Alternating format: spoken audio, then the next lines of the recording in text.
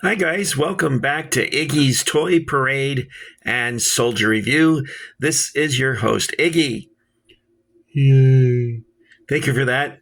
Guys, today we're going to look at some French Foreign Legion figures by Conte Collectibles. Conte Collectibles was started in 1999 by a man who was a toy soldier enthusiast like us.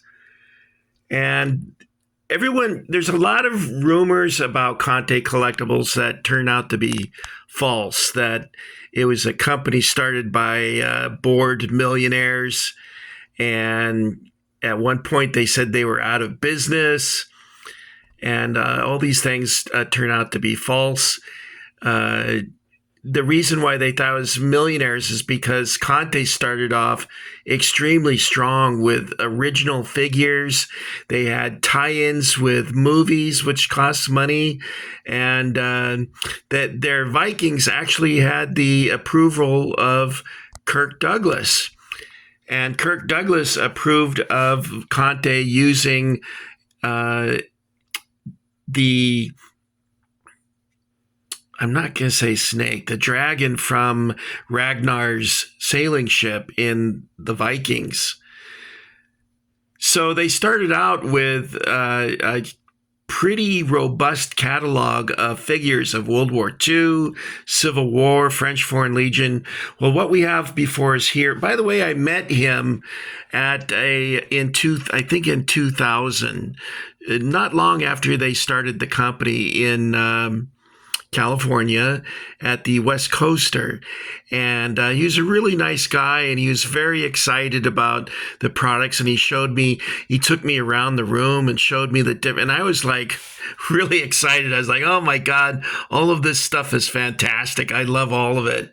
And I was drooling over all of it. And what really made me mad is I had spent all my money already, so I couldn't pick up anything while I was there. I didn't usually spend a lot of money at the West Coaster because I'm I don't Iggy is poor, and so I would spend maybe $150, which if you're poor is expensive. Anyway, it's what I love. It's what I've been doing for many years now, and probably will do it until Iggy croaks, which may not be too far off the way things have been going. Anyway, let's talk about the figures. Um, Now, I talked to you in a previous video about the uh, history of the French Foreign Legion and how they didn't get very much respect in the initial days of the Legion. However, that all changed with why did I just blank out? It's like someone threw a switch in my head. The Battle of Cameron in 1863, or was it 64? It was in Mexico when the Napoleon had sent troops there to prop up the Austrian emperor.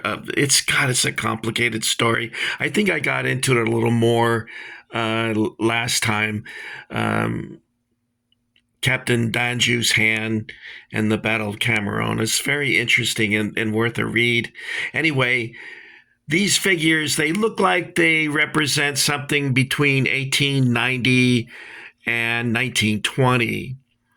So let's look at one individually so we can see what we're looking at. Okay, so we'll go top to bottom. His kepi is a model 1884. It was red, and instead of having a regimental number on the top like the regular infantry, it had a grenade with like I don't know. I guess it was 7 flames coming out of the. It was stylized, of course, and they wore a white cover, and they would either wear the white cover over the kepi by itself, or they would also have a separate covering over the neck, or there'd be one piece of the covering of the kepi and the neck. I guess it just depended on where they got it from. I don't know. You'll notice that he's wearing the Y straps, leather Y straps. and those would have been black. And the Y straps, when did they come out with those? I'm trying to think now. 1892, and those came out at the same time as. I'm blanking out, guys. I'm sorry. Iggy does that a lot nowadays. One of the members of the Iggy Army said, "I'm his favorite YouTube grandpa." Actually, I kind of took that as a compliment. Um, so they came out with the Y straps in 1892, and they were on attached to the leather belt would be the model 1888 ammunition pouches. Let me see if I can get an image of those. You can see them there, and there would be three of them, two in the front and one in the back, and they would hold 24 rounds each.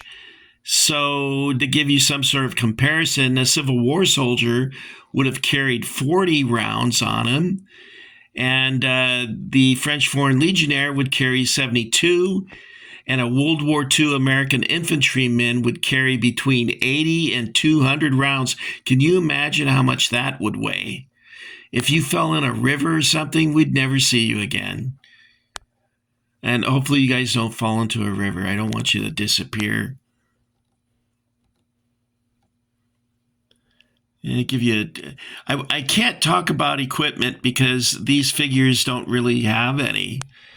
You can see that they have the bayonet, and it was a needle type of bayonet, and I think it was called an epi. E-P-E-E, epi. Yippee! We got an epi. I got a peepee with my epi. And I think that came out in 1892, was it? Now, originally, they would have used an 1886 Lebel rifle. And as you can see here, these are not 1886 Lebel rifle. This is a Lebel Berthier rifle. And probably those came out in 1890, but this model appears to be a 1907-15 model. So I'm guessing these are post World War I figures.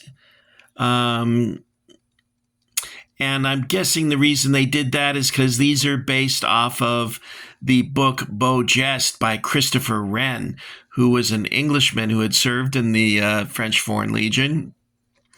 And the book is quite different than the movies that came out. For instance, there is a version. One of my favorite versions of Beau Geste was the one starring Telly Savalas as the evil sergeant or chef, I guess they would call him. I think Doug McClure was the brother. And my brain is shutting off again, so I can't remember who played the lead character. He was in Quantum Leap. The older guy in Quantum Leap. What was his name? It's on the tip of my tongue. Oh my God, I hate it when I do that. Anyway, let's not get bogged down with, I almost had it. All right, I'll think of it later. Okay, so these figures I bought from Classic Toy Soldiers. Originally, Conte came out with, I think, 3 or 4 different sets. And one of the sets included I believe, an officer or an NCO with a cork helmet. And I thought that was interesting because they did wear those like the British wore. And they had either they were in white or had a khaki cover, or they were just khaki. We have a bugler here. You notice that the coat is, they would take the skirt of the coat and button it back. Now you say, why are they wearing a coat in the desert? It could get pretty cold at night. I was looking at mean temperatures of Algiers, and at night it said that it would get down to 40 degrees. You're thinking, well, that's not cold because I live in Massachusetts or something, or Canada. You say, well, that's not cold. But if you've been in the hot sun all day and it goes down to 40, that can be pretty chilly. I remember being on guard duty in Germany, and it was hot that day, and I thought, well, I have to go. I was lucky to get an early shift for guard duty. The sun was still up when I went on guard, and I'm glad I wore my coat because the temperature started to drop pretty rapidly, and I could feel my body heat just vanishing as I stood there. Now, it never got to the point where I was suffering badly, but it was a little bit uncomfortable. So these figures I got from Classic Toy Soldier. There was 6 of them, and I think I paid like $14 or something. I can't remember now. I do have another set of these, which I think was 18 figures that I bought at a West Coaster show, and I bought some Arabs. I think I have 2 sets of Arabs. I wanted to buy more, but you can't find them online. It's impossible to find them online. Now, I went on the Conti Collectible website, and they said that they're going to be in production soon. So I don't know if they're making new figures or if they're going to start remaking these figures. But for the time being, they're somewhat difficult to come by. If you can find some, snatch them up. Okay, now this is the officer. He would have been dressed in a dark blue tunic with red trousers and a red kepi. And he's holding, I think, an 1892 Lebel revolver. Let's see. I think I wrote that one down. Yes, 1892. And by the way, this revolver was in service. They manufactured them from 1892 to 1924, but they remained in service for even up until the 1960s. People were using them. So it has a long history. There's a lot of weapons like that have a long history, like the Browning automatic rifle and the M50. Anyway, I think these are pretty cool. I'm trying to get uptight on so you can get an idea what we're looking at. Now, what was nice about this is that they're mostly in combat positions. This guy is loading.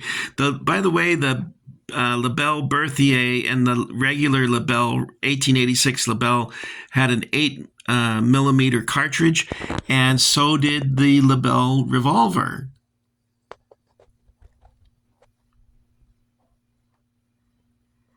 It would have been neat if they had shown their backpacks and canteens, and I guess they called a musset bag or musset. Must it be that way, Iggy? I don't know. Okay, guys, that's our French Foreign Legion. Let's swing around this way, give you a view, hopefully. Of course, these palm trees and ferns I've been showing you for the past 3 videos, they are recasts of Mark's palm trees, and these are still available, and you can get them from BMC. And they're distributing them now. So if you're into French Foreign Legion or the Sudan campaign or maybe Saipan, Tarawa, stuff like that, these would be really cool to have. Okay, guys, that's all I got for you. I want to thank you for getting Iggy with it. For those of you who've recently joined the Iggy Army or who have put up with me for the last 3 years, you guys should get a medal, the ones that have been around for 3 years. You really are masochists, I think. Maybe we need counseling. Maybe Iggy needs counseling. So that's what I got for you this time. Like I said, I want to thank you for coming along. Why don't we this time go to Mel's Diner? Do you remember American Graffiti, that movie by George Lucas? And it was Mel's Diner where they hung out and they would park their hot rods in the parking lot. Now, those were the days. That's like, where were you in 1962? My brother Robert actually graduated from high school in 1962, and my sister in 61. And my brother that gives me all the toy soldiers, he graduated in 69. And your friend Iggy here graduated in 74, just barely. Because I was a terrible student. I never did any homework. And I never studied for a test. And somehow I squeaked by. I don't know how I did it. I did the same thing in college. I just didn't. Something's wrong with me. I'm lazy, I guess. That's the problem. Anyway, that's more than what you need. Too much information there, Iggy. Okay, guys, that's all I've got for you. Execute Order 66.